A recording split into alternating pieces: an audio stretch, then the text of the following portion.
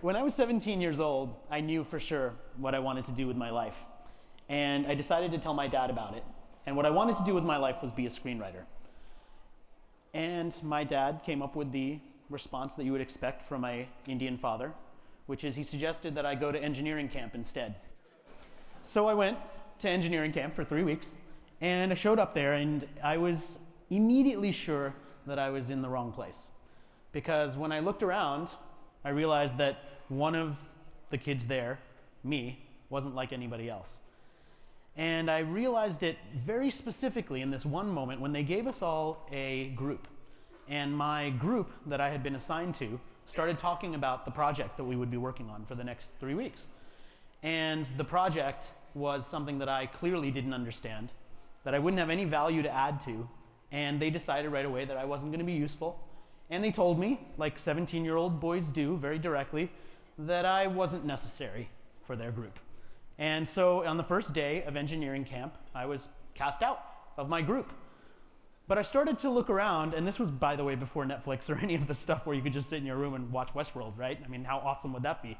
But I couldn't do that at that time, so I had to come up with something else. And as I looked around, I realized that one of the things that was a problem with this camp was that it was so focused on the projects that people weren't necessarily doing anything else. And so I decided in that moment that I was going to become the cruise director of this engineering camp. I started organizing ultimate frisbee competitions. I did open mic night. We did poker. And we had an awesome time.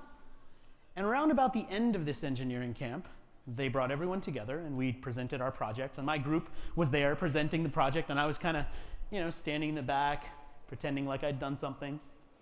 And then they presented a couple of awards, and one of the awards that they presented was called the Good Citizen Award. And it was given to the person who most people voted for and thought had done a great job as an individual. And because I was the cruise director, I was the only one that all of these kids knew, and so I got all the votes and I won my Good Citizen Award.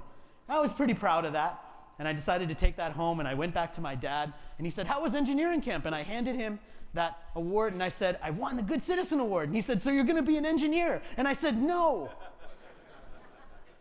But I realized in that moment that it taught me something about people, which is if you can pay attention to what people need, you can actually see something that other people don't see.